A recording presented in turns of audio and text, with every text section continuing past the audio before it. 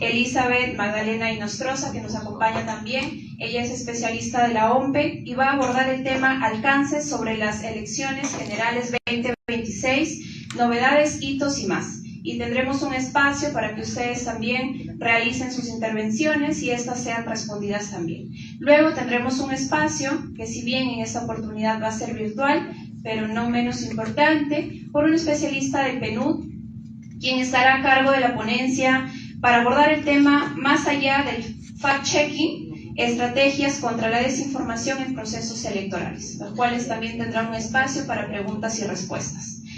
Pues bien, nuevamente, sin ya explayarme más, reitero el agradecimiento por la presencia de cada uno de ustedes, el tiempo que se han tomado para hoy poder estar aquí. De hecho, esperamos que este espacio sea no solamente un espacio para intercambiar información, que va a ser clave en este proceso, sino también un espacio para llevarnos aprendizaje y sobre todo para continuar fortaleciendo el trabajo periodístico que sé y sabemos que cada uno de ustedes hacen en la región. Bienvenidos nuevamente. Entonces damos por iniciado este espacio informativo, agradeciendo nuevamente a OMPE por la iniciativa y agradeciéndoles a ustedes nuevamente por estar aquí. Un fuerte aplauso y empezamos con este taller. Muchas gracias, Stephanie. Como lo mencionó, mi nombre es Elizabeth Inostroza, soy especialista en educación electoral. Aprovecho el espacio para trasladar el saludo de nuestro jefe nacional, Piero Corbeto, que está ahorita en una comisión ardua, porque tenemos que garantizar el proceso electoral. Y sobre todo también agradecer a PNUD, porque gracias a ellos estamos llevando este taller que es importante. Como sabemos, los medios de comunicación tienen tres principales funciones, que es informar, que es entretener y también educar. Entonces, como aliados estratégicos que los consideramos, queremos que toda la información que ustedes reciban sea captada, porque finalmente ustedes van a dar cara también a la ciudadanía que hace muchas preguntas. Entonces, la finalidad de este taller es que ustedes salgan unos dromes capos, digamos, ¿no? Sobre todos los alcances que van a haber para las elecciones de este 12 de abril. Entonces, siguiente, por favor. Muchas gracias. Primero veamos cuál es el contexto nacional, cuál es la ficha técnica. Para estas elecciones vamos a ser más de 27 millones de peruanos que vamos a votar. Entonces, a nivel nacional tenemos un poco más de 26 millones y como pueden ver en el extranjero es un poco más de 1 millón de ciudadanos residentes en el extranjero. ¿Cuántas ciudades van a votar en el exterior? Van a ser en total 208 ciudades. Aquí hay que hacer la salvedad que van a haber 2 ciudades que no se va a realizar elecciones, que son Irán y Venezuela. Esto es, digamos, algo mencionado por el Ministerio de Relaciones Exteriores, pero igual se hace el hincapié. Como grandes estrategias, este es un proceso en el que tenemos más oficinas descentralizadas a nivel nacional. OMPE es una de las instituciones públicas que llega hasta lo más recóndito del país. Nosotros trabajamos como redes, está la OMPE, la oficina central. En cada región tenemos las oficinas regionales. A su vez tenemos las oficinas descentralizadas, que en el caso de La Libertad, lo voy a mencionar más adelante, son 6. Adicionalmente a ello tenemos las oficinas distritales y luego también para poder llegar a los caseríos y en este caso también a los centros poblados. Entonces nosotros tenemos que garantizar de llegar a toda parte del país. Los locales de votación han aumentado también para este proceso. En total vamos a tener 10.570 locales de votación. Las mesas de votación van a ser en total 92.766. Y seguramente muchos ya deben de saber, para este proceso los miembros de mesa han aumentado. ¿Cuántos miembros de mesa van a ser ahora? 6. ¿Quién da más? 10. Van a ser 9 miembros de mesa. Entonces, eso es uno de los cambios que está habiendo para las siguientes elecciones que se va a explicar. Entonces, si multiplicamos las mesas de votación, 92.766 por 9 miembros de mesa, estamos hablando de 834.000 894 miembros de mesa para estas elecciones generales 2026. Muy bien, ahora veamos cuál es la planificación para La Libertad. ¿Cuál es la ficha técnica? En el caso de La Libertad vamos a tener electores a 1.552.691 electores, que equivale al 5.68% de la población electoral. Los locales de votación van a ser 487. Las mesas de votación van a ser 5.302, y si lo multiplicamos por 9 miembros de mesa, para La Libertad tenemos 47.718 miembros de mesa. Entonces, esta es la ficha técnica de La Libertad. Aquí nosotros en La Libertad tenemos 6 oficinas descentralizadas. Tenemos a la oficina descentralizada de Huamachuco, tenemos a la oficina descentralizada de La Esperanza, la de San Pedro de Lloc, la de Tayabamba, la de Trujillo, Víctor y finalmente Víctor Larco Herrera. Esas son las 6 oficinas descentralizadas que tenemos en La Libertad, que a su vez se van a dividir en oficinas distritales que van a también a llegar a los centros poblados y a los caseríos. Muy bien, entonces ya sabiendo cuál es el panorama general y cuál es la ficha técnica de La Libertad, pasamos a otro de los grandes cambios que están habiendo para este proceso. Primero veamos cuáles son qué tipo de elecciones vamos a tener este año. Entonces tenemos primero que vamos a elegir a la fórmula presidencial, que en este caso es el Poder Ejecutivo. Igual, acá no ha habido ninguna variación, vamos a elegir a un presidente o una presidenta y sus 2 vicepresidentes. Por eso se habla de una fórmula presidencial, no solo de una sola persona. Tiene que ser un equipo porque estamos viendo que en caso pase algo durante su periodo, van a ser los vicepresidentes quienes van a asumir. Entonces hay que pensarlo como equipo, ¿no? Luego tenemos el cambio significativo que viene para el Poder Legislativo, que es el Congreso de la República. El Congreso actualmente está conformado por ¿cuántas personas? 130, muy bien. ¿Es una cámara o 2 cámaras? Una, muy bien. Entonces, esto va a cambiar. Después de 30 años vamos a retornar a la bicameralidad. ¿Qué significa la bicameralidad? Que ya no van a haber primero, ya no es la designación de 130 congresistas, sino ahora vamos a hablar de senadores y vamos a hablar de diputados. Entonces, en el caso de el Senado, a su vez se va a dividir. En total vamos a elegir a 60 senadores, de las cuales primero vamos a elegir senadores a nivel nacional, que también se llama por Distrito Único Nacional. Vamos a elegir a senadores por distrito nacional o distrito regional, que también vamos a elegir a 30, entonces en total van a ser 60. Esto va a contemplar primero la Cámara de Senadores. Adicionalmente a los 60 senadores que vamos a elegir, también vamos a elegir a 130 diputados. Entonces estamos hablando que para el Congreso de la República, con las 2 cámaras, vamos a tener un total de 190 representantes. Y bueno, finalmente tenemos el Parlamento Andino, que es una elección supranacional. ¿Por qué? Porque vamos a elegir para que pertenezca con otros países. Vamos a elegir a 5 titulares y 2 suplentes por cada uno. Quiere decir que en total vamos a elegir 15. Entonces, esta es, digamos, las elecciones que vamos a tener. La vamos a explicar, digamos, cómo esto afecta a la libertad. Entonces, primero la fórmula presidencial no va a variar, ya sea acá en La Libertad, Cajamarca, Piura, Tumbes, peruanos en el extranjero. Todos vamos a elegir a un presidente o presidenta y 2 vicepresidentes.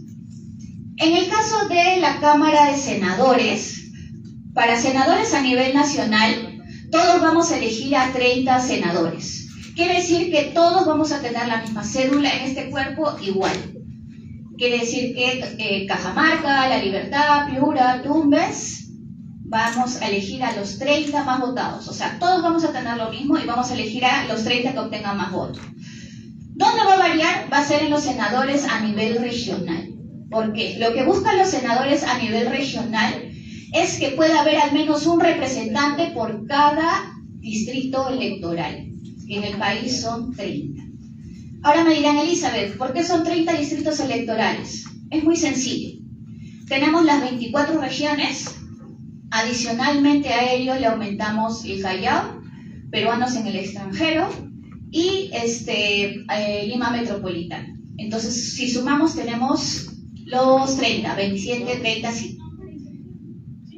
En el caso de diputados a nivel, digamos que vamos a elegir todos, los 130, La Libertad va a elegir a 7 representantes, perdóname, ¿dónde está acá?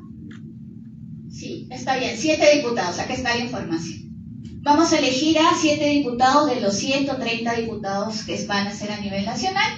Y en el caso de Parlamento Andino, todos vamos a elegir lo mismo, ahí no va a haber ninguna variación. Muy bien. Y ahora hablamos de la cédula. La cédula tiene, este es el tamaño real de la cédula. Muchos creen que es una ampliación para que alguien pueda verlo bien, no. Entonces quisiera saber, sinceramente, ¿cuántos por primera vez ven la cédula? Levantamos la manito, ok. ¿Cuántos saben, cuántos no saben cómo está distribuida la cédula? Ok, todos. No se preocupen que acá vamos a aprender todos, porque si para nosotros es complicado, para la ciudadanía también, entonces tenemos que entenderlo para poder trasladárselos a ellos. Esto es la que le he mostrado, esta, que para entenderla primero es una cédula que contempla 5 elecciones simultáneas. Por eso vemos 5 columnas en una sola hoja. La propuesta inicial de OMPE era que fueran 2 cédulas, pero recordemos que el Congreso aprobó que sea solamente una cédula de votación. Entonces, como habían comentado previamente, tenemos en la primera columna la fórmula presidencial. Para el Congreso de la República tenemos las 3 columnas siguientes. ¿Por qué? Tenemos el Distrito Único Nacional, que son 30 senadores, el Distrito Regional o Múltiple, que son otros 30 senadores, y tenemos la Cámara de Diputados, que vamos a elegir a 130 diputados. Entonces, estas 3 columnas corresponden al Poder Legislativo o Congreso de la República. Y finalmente, en la última, tenemos la elección del Parlamento Andino. Entonces, así está distribuida la cédula. Como les había comentado, 5 elecciones, 5 secciones. Fórmula presidencial, aquí lo pueden ver un poco más grande, que vamos a elegir a presidentes y vicepresidentes, senadores a nivel nacional y a nivel regional en este caso, diputados y Parlamento Andino.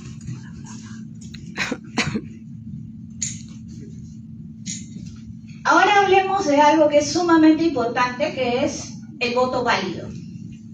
¿Cuándo es un voto válido? Muy bien, aquí lo han indicado, cuando marcamos con un aspa o una cruz. Cualquier otro símbolo hace que mi voto sea inválido. Esto quiere decir que si yo hago un check, si hago un círculo o escribo algo, el voto es inválido. Ahora, la intersección debe estar dentro del recuadro. Por ejemplo, para la fórmula presidencial, fotografía. En el caso de a nivel nacional vemos que acá también se ha marcado. Este es un voto, ¿qué dicen? ¿Voto válido o inválido? Válido. Válido, muy bien. Aquí tenemos senadores a nivel regional. ¿Qué opinan? ¿Voto válido o inválido? Válido. Válido, muy bien. Diputados, ¿voto válido o inválido? Válido. Válido, muy bien. Parlamento Andino, ¿qué dicen aquí? ¿Voto válido o inválido? Inválido. Inválido. Inválido, que está fuera del cuadro. Pero a ver, fíjense bien. Pero la fuera. la intersección está dentro. Es válido porque la intersección está dentro. Ya, créanme que esto probablemente va a pasar. Y ustedes están, digamos, es eso de decir si es válido o no es válido, ¿quién finalmente lo determina? La mesa. Los miembros de mesa. Por eso es importante que tener en cuenta que ¿quiénes hacen el conteo de votos? Miembros de mesa. No es OMPE quien realiza el conteo de votos, son los miembros de mesa. ¿Quién es la máxima autoridad dentro de la mesa de votación? Los miembros de mesa. Así como el ejercicio que hicimos en este momento, probablemente los personeros también digan válido y válido, válido y válido. Entonces quien lo va a determinar va a ser el miembro de mesa. Ahora, el personero sí puede, digamos, presentar un reclamo, pero tiene que pagar una tasa y si este no procede, pagan una multa. Entonces tampoco es que pueden hacer cualquier tipo de reclamo. Sí, este es de este voto específico. Justo ahorita les voy a explicar y ya nos vamos adelantando por ahí, gracias por la pregunta. Cada uno es independiente. Digamos, a ver, hagamos el ejercicio. Digamos que los miembros de mesa indican que esto es un voto inválido. ¿Ustedes qué opinan? ¿Toda la cédula es inválida o solamente esa columna? Ese voto nada más. Muy bien, tenemos que tener claro eso. Al ser cada voto independiente, cada columna independiente, si en caso esto, digamos, se declara inválido, si es un supuesto, esto no perjudica a los demás cuerpos, porque cada columna es independiente. Entonces, tengamos en cuenta que en estas elecciones, por la cantidad de organizaciones políticas, probablemente van a haber esa misma cantidad de personeros dentro de cada mesa de votación. Entonces, no podemos prohibirle el ingreso a los personeros porque recordemos que ellos también son fiscalizadores. Muy bien. Ahora quiero que vean este ejemplo de esta cédula, que ya por acá ya lo respondí, y me digan, ¿este voto es válido o inválido? Toda la cédula. Miren, han marcado en distintas organizaciones. No, pues es válido, pues son Muy independientes. bien, es un voto válido. Aquí hay algo muy importante. Está circulando información de que al ser la cédula de este tamaño, bueno, esta sí es la ampliación, esta no es la real. Al ser la cédula de este tamaño, varios piensan que el voto es lineal. ¿Ustedes qué creen? ¿Es válido esa información de que digan sí o sí tienes que marcar lineal si no el voto no vale? Es cruzado, cruzado. Muy bien, entonces nosotros aquí en un ejercicio hemos detectado una fake news. Eso es una noticia falsa. Es que eso lo hacen los partidos políticos para no confundir a sus seguidores. A sus A simpatizantes. Claro, eso lo hacen ellos. La información oficial La gente les cree. es que los ciudadanos tenemos el derecho a realizar el famoso voto cruzado. ¿Qué significa el voto cruzado? El voto cruzado es que yo como elector tengo la posibilidad de elegir hasta 5 organizaciones políticas distintas. Diferentes, claro. Quiere decir que yo por la fórmula presidencial puedo marcar, digamos aquí, ¿no? Que marcamos partido político Paz y Amor, en senadores a nivel nacional, partido político, ¿qué dice? En la distancia. Senadores a nivel regional, por ejemplo, partido político Amanecer de Nuevo. Aquí han elegido en diputados, partido político El Trabajo Dignifica. Y en Parlamento andino han elegido a La Magia del Encuentro. Entonces, vemos que aquí han elegido 5 organizaciones distintas. Entonces, esto es el famoso voto cruzado. Ahora, pasemos a lo siguiente. El voto preferencial. En la cédula ustedes han visto que hay estos cuadraditos. Estos cuadraditos en blanco son los famosos votos preferenciales. ¿Qué significa el voto preferencial? Significa que yo como ciudadano, si tengo un candidato de mi predilección, con quien simpatizo, y quiero que tenga más posibilidades de ser elegido, entonces yo marco por ese nombre. Pongamos un ejemplo de nuevo. Imaginemos que estamos eligiendo a diputados a nivel, bueno, en este caso es diputados del Distrito Único Nacional. Digamos que el candidato por el cual yo simpatizo está en el puesto 99. Entonces, tiene menos posibilidades tal vez de ser elegido. ¿Por qué? Porque si yo no marco el voto preferencial, el orden que se va a seguir es el orden establecido por las organizaciones políticas. Quiere decir que si, por ejemplo, la organización política El Último Aliento obtuvo 3 escaños y no hubo voto preferencial, quiere decir que en la Cámara de Diputados primero va a ir el número 1, el número 2 y el número 3. Si fueran 5 escaños, hasta el número 5. ¿Y qué va a pasar con el candidato que, de mi preferencia, que está en el puesto 99? Va a tener menos opciones de ser elegido. Entonces, por eso existe el voto preferencial. El voto preferencial, ojo, es opcional. Si yo quiero, puedo marcar, por ejemplo, acá he marcado, ¿no?, los 2 números, o si no quiero, lo puedo dejar en blanco. Entonces, lo importante para que el voto sea válido primero es la cruz o la aspa dentro del recuadro. Y si quiero, marco el número, porque digamos, para mí el candidato 99 o el 130 es un ejemplo exagerado.